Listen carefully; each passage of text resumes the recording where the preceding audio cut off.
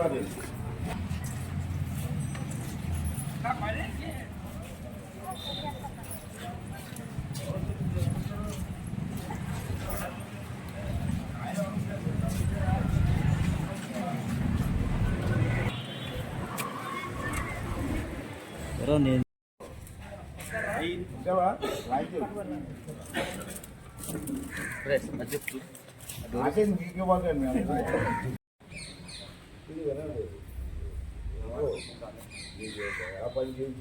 ఉన్నాయి ఫోటో ఉంది కస్టమర్ ఇద్దాం.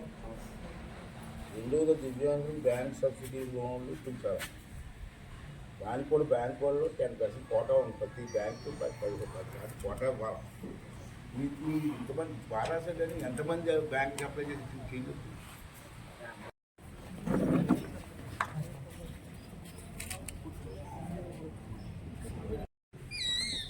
వారికి కూడా నమస్కారం.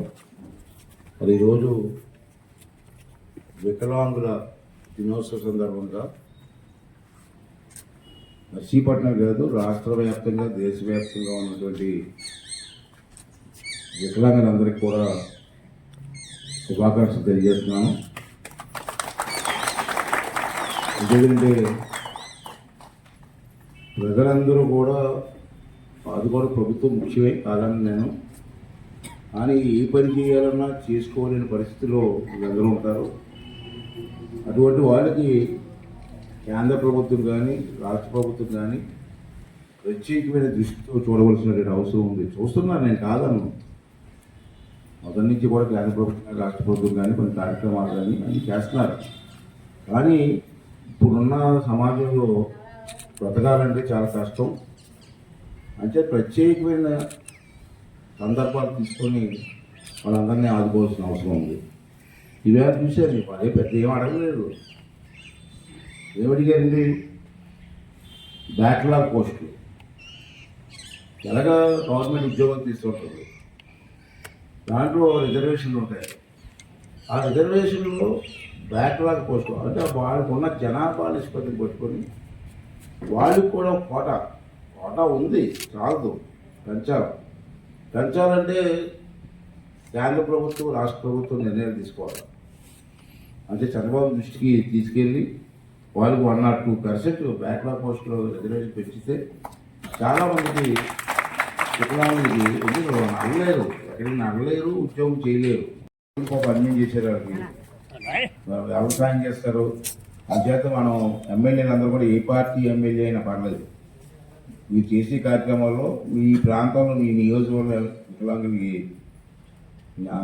అన్యాయం జరగకుండా సాయం చేయమని చెప్పి అందరు ఎమ్మెల్యేలను కూడా మీ ద్వారా ఆల్ పార్టీ ఎమ్మెల్యేస్ కూడా నేను రిక్వెస్ట్ చేస్తున్నానండి.